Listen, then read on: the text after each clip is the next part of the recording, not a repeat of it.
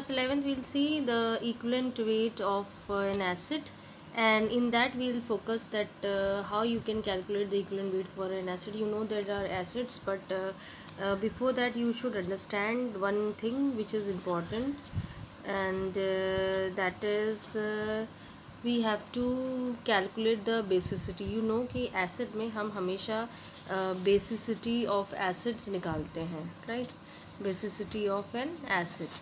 अब आपको मालूम है कि बेसिसिटी ऑफ एसिड डिपेंड करती है कि एक एसिड्स के पास कितने एच आयंस प्रेजेंट हैं और पर मॉलिक्यूल वो कितना आपका एच आयंस जो है हमें दे सकता है। ठीक है, जैसे इस एसिड का हम देखते हैं ये हमें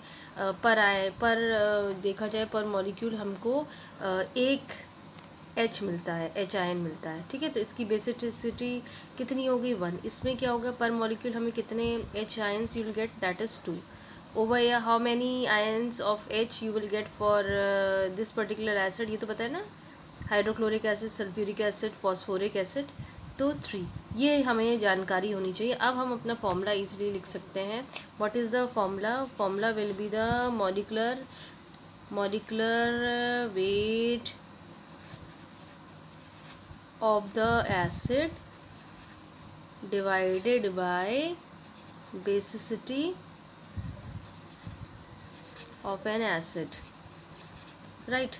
तो अब सपोज़ करो हमने ये, आप यहाँ पे लिख लेंगे equivalent weight of N acid. ठीक है, ये फॉर्मूला आपने उतार लिया। अब आपका जो पॉइंट बैठता है कि आपने जैसे सपोज़ करो आपने HCl लिया। अब HCl की वैल्यू आपको मॉलिक्यूलर मास मालूम है, मॉलिक्यूलर मास निकालना आता है ना HCl का, 1 है प्लस 35.5, ये हम HCl की बात कर रहे हैं, तो यू विल गेट 36.5। ये हमारे पास मॉलिक्यूलर मास निकल के आ गया HCl का। Now this particular value you will put in this formula and you will divide it. What was the basicity of HCl? That was 1, so divided by 1 you can get this thing। ठीक है, ऐसे अगर हम suppose करो sulphuric acid की देख के चलें, तो सल्फ्यूरिक एसिड की टोटल आप वैल्यू पीछे निकाल के देख चुके हैं, 98 होता है। अब इसकी मालूम है ना बेसिसिटी ऑफ दिस एसिड 2 आ रहा है, तो आपने क्या करा, 98 divided by 2, how much you get it, 49। तो I think now you can do for phosphoric acid also, उसको 3 से मॉलिक्यूलर वेट निकाल के 3 से डिवाइड कर दीजिएगा। Now next point arises about the, we have equivalent weight of a base. ठीक है, एक बेस का अगर आपको इक्विवेलेंट वेट निकालना है तो आप कैसे निकालोगे, ये आपको बहुत ध्यान से देना है। इसमें थोड़ी सी बात ध्यान ही रखनी है। हमारे पास बेसिस मालूम है ना, जैसे हमने, चलो कुछ एग्जांपल ले लेते हैं। सोडियम हाइड्रोक्साइड है हमारे पास, कैल्शियम हाइड्रोक्साइड आपने ले लिया, एल्यूमिनियम हाइड्रोक्साइड आपने ले लिया, right? So these are the bases. अब आपको सबसे पहले equivalent weight of an base निकालना है, तो आपको एसिडिटी ऑफ द बेस निकालना होगा। ठीक है, अब ये कैसे क्लास 8 का है वो हम बता रहे हैं आपको। Acidity of the base NaOH है, इसमें आपको ये देखना है कि पर मॉलिक्यूल जो भी आपको बेस दिया रखा है उसमें आपको OH आयंस कितने मिल रहे हैं। स्पेशली ये बात ध्यान रखिएगा, जब आप when you are talking you want that OH ions कब मिलेंगे, जब ये बेस आपका सोल्यूशन कंडीशन में हो। ठीक है ना, ये नहीं कि NaOH सॉलिड होता है, लेकिन आपको ये ध्यान देना है कि ये पानी में जब डिज़ोल्व होगा तभी OH आयंस आपको देगा। तो इस केस में आपको कितने OH आयंस मिलेंगे, 1। इस केस में you will gate how many, दिख रहा है ना 2, ओवर या हाउ मैनी 3। अब आपको सीधी बात करनी है। सपोज करो, let's start with this part. Acidity of the base हम कैलकुलेट कर चुके हैं। Now let's focus on the formula, and formula will be the molecular weight of the base divided by acidity of the base. Now we got this thing. अब आपने molecular weight suppose करो हम NaOH को लेके चलते हैं। ठीक है, NaOH का आपने हम रफ में कर लिया 23 प्लस 16 प्लस 1, ठीक, वी गॉट 40। तो आपको यहाँ मॉलिक्यूलर वेट क्या निकला है NaOH का, 40। आपको किससे डिवाइड करना है, 1 से, तो आपको क्या मिल जाएगा, 40। इस चीज़ को आपको ध्यान देना है कि how you are calculating your equivalent weight of base. ठीक है, अब ये कुछ भी आप उठा के ले लीजिए, कैल्शियम हाइड्रोक्साइड, इसका आप मॉलिक्यूलर मास निकालोगे या मॉलिक्यूलर वेट निकालोगे, 74 आता है। तो आपको क्या करना है, 74 डिवाइडेड बाई 2 कर देना है। यहाँ पे एल्यूमिनियम हाइड्रोक्साइड है, इसका मॉलिक्यूलर मास आता है 78। ठीक है, तो आपने 78 डिवाइडेड बाई 3, यहाँ 74 है डिवाइडेड बाई 2, यहाँ 78 है divided by 3। Are you getting my point? So this way we can complete our different equivalent weights.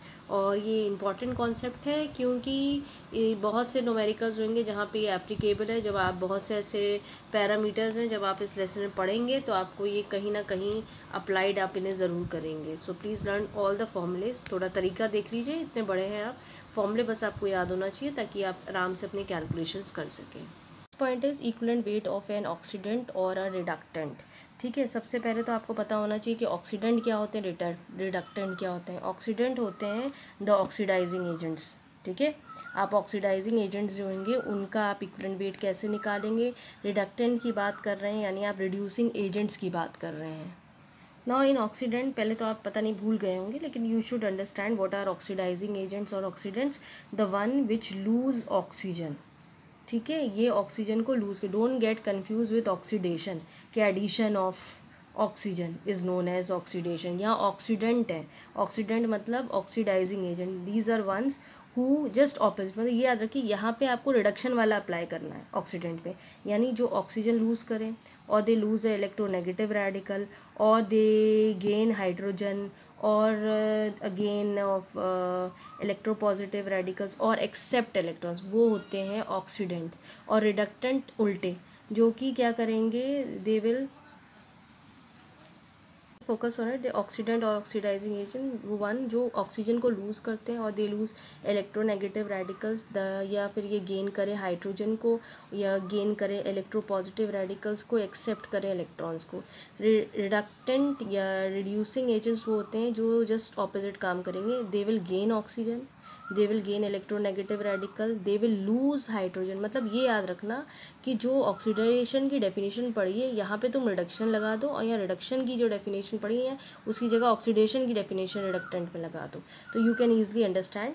So they will gain oxygen और gain electronegative radicals, lose hydrogen और lose electropositive radicals और they will donate electrons. तो समझ में आ रहा है? ये बताना नहीं था लेकिन मैंने सोचा कि आपको बता दूँ, आप भूल गए होंगे। So let's see the formula. इसका फॉर्मूला है formula mass divided by number of electrons gain और लॉस बाय वन मॉलिक्यूल। अब इतना तो आपको समझ में आ ही गया है कि कौन है ना इलेक्ट्रॉन्स को लूज़ करेंगे, कौन गेन करेंगे। अब कुछ एग्जांपल्स इसमें देख लेते हैं। Now I am showing you this particular oxidant reactants from your book. और ये सारे ऑक्सीडेंट रिएक्ट एक्चुअली पता है ये यहाँ सिखाया जाता है लेकिन ये बेसिकली आता है क्लास 12th में। यहाँ rare of the rare case होता है कि ये पोर्शन आता है, लेकिन पीछे के तो जितने हैं that comes in your numericals parts. So ये देखिए आपको दिए रखे हैं यहाँ सारे कंपाउंड्स दिए रखे हैं, इनकी रिएक्शन दी रखी है क्योंकि ये वाले रिएक्शन हम लोग के कोर्स में है क्लास 12th में, और ऑक्सैलिक एसिड की भी है। तो आप यहाँ देखिए यहाँ फॉर्मूला मास इनका कैलकुलेटेड है। ठीक है, और यहाँ पे नंबर ऑफ़ इलेक्ट्रॉन्स गेन और lost by one molecules relate up कर रहा है। अब इतना तो आपको समझ में आ ही रहा होगा, यहाँ प्लस साइन दिया रखा है तो ये गेन ऑफ इलेक्ट्रॉन्स कर रहे हैं, right. So it means it acts as an oxidizing agent because it is accepting the electron, right। अब यहाँ पे देखिए आप इसको उठा के यहाँ ले आएंगे तो माइनस के इलेक्ट्रॉन हो जाएंगे, तो ये लॉस ऑफ इलेक्ट्रॉन्स कर रहे हैं, right. So loss of electrons कर रहे हैं तो it's mean they are acting as a reducing agent हो गया। So I think this much is clear to you all. अब ना फॉर्मूला मास आपको इतना आता है, जैसे मॉलिक्यूलर मास निकालते हैं वैसे ही कैलकुलेट करेंगे, सबकी वैल्यूज़ गिवन होगी। किसका निकाल रहे हैं आप? इसका निकाल रहे हैं। अब यहाँ देखिए कितने इलेक्ट्रॉन लॉस हुए, गेन हुए, ये हम देखेंगे इनसे। देखिए वही वैल्यूज़ दी रखी हैं, same values they are giving you, this part then this part. Now equivalent weight अगर आपको निकालना है तो आपको सिंपली क्या करना है, formula mass divided by number of electron gain और लॉस। ये मैटर नहीं कर रहा है कौन गेन कर रहा है लॉस कर रहा है, लेकिन आप फॉर्मूला डायरेक्ट यही लगाएंगे और आप सिंपली डिवाइड कर देंगे तो आपको you will get the equivalent weights of the different oxidant और reductants. You can see in this thing है ना, ऑक्सीडेंट रिडक्टेंट वाला हम लोग देख रहे थे, तो हमने पोटेशियम डाइक्रोमेट लिया है और इसको आयनिक फॉर्म में हमने लिखा है और आप देख सकते हैं कि 6 इलेक्ट्रॉन से गेन करता है डाइक्रोमेट आयन। ठीक है, अब आपको क्या करना है, आपको जो फॉर्मूला मास निकाल लेना है। जब आप फॉर्मूला मास कैलकुलेट करेंगे डाइक्रोमेट के, तो आपकी वैल्यू जो निकल के आएगी 294 आएगी। अब यहाँ पे आपको मालूम था फॉर्मूले में, वी हैव ऑलरेडी सीन कि formula mass divided by number of electrons gain या लॉस, ठीक है। तो यहाँ पे आपके कितने इलेक्ट्रॉन्स गेन हो रहे हैं, 6। तो ये भी आपको मिल गए कि 6 इलेक्ट्रॉन्स आपके पास गेन हो रहे हैं।